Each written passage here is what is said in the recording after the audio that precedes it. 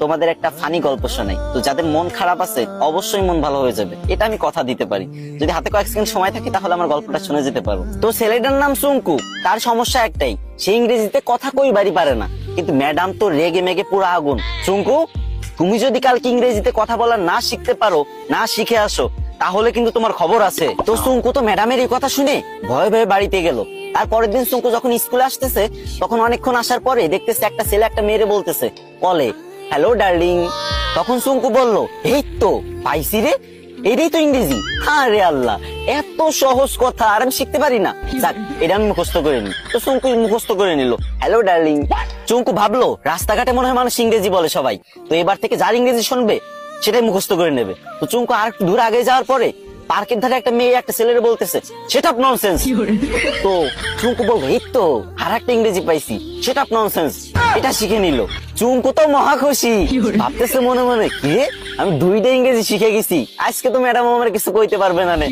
আর একটু আগে যাওয়ার পরে বাস থেকে লোক নামবে, ঠিক আছে, তো সুপারভাইজার বলতেছে লেডিস ফার্স্ট, লেডিস ফার্স্ট।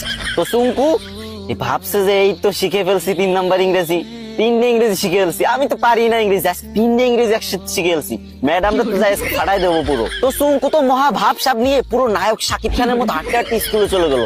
স্কুলে যাবার পর যখন ম্যাডাম ক্লাসে আসলো, তখন সবাই দাঁড়ায় বললো গুড মর্নিং ম্যাম। তখন চুঙ্কু তো ইংরেজি শিখছে এবার, তো চুঙ্কু কি বলবে? চুঙ্কু বললো, হ্যালো ডার্লিং। এই কথা শুনে ম্যাডাম তো পুরো রাইগে ম্যাগে ফায়ার। ম্যাডামের কান, নাক, চোখ, মুখ সব জায়গাতে আগুন বেরোচ্ছে, আরো কোন জায়গাতে যে আগুন বেরোচ্ছে কোনো ঠিক নাই, ঠিক আছে। তো চুঙ্কুরে বললো, হাউ ডেয়ার ইউ। চুঙ্কু বলছে সেট আপ ননসেন্স। ম্যাডাম তো এবার পুরোই রেগে মেগে হট, বলছে চুঙ্কু চলো প্রিন্সিপালের কাছে, আজকে তোমার খবর আছে। এদিকে চুঙ্কু বলতেছে ম্যাম, লেডিস ফার্স্ট। গাইস, তোমাদের হাসানোর জন্য মেয়েদের থেকেও বেশি ন্যাকামি করতে হয়। তো তোমরা হাসছো তো, মন ভালো হয়েছে তো, কিন্তু আমার কিন্তু কষ্ট হয়েছে অনেক, গলাটা পুরো ভেঙে গেছে। তো এখন কান্না মুখ নিয়েই বলতেছি, আমার আইডিটা অনেকদিন ধরে ফ্রিজ, আমি অনেকদিন ধরে ভিডিও করি না, তাই তোমরা আমার ভুলে গেছো। এখন থেকে নিয়মিত ভিডিও আপলোড দেবো, আর তোমাদের মাঝ থেকে যাবো না। বিশ্বাস করো, প্রত্যেকদিন আমি ভিডিও দেবো, 3, 4, 5, 6টা করে ভিডিও দেবো প্রত্যেকদিন। তো প্লিজ তোমাদের কাছে একটা দাবি, ছোট ভাই হিসেবে এই ভিডিওতে একটা শেয়ার করে দিবা ভিডিওটা। না মানে তোমাদের হাসালাম, এখন কান্না মুখ নিয়ে বলতেছি, যদি একটা শেয়ার করে দাও অনেক খুশি হবো ভাই।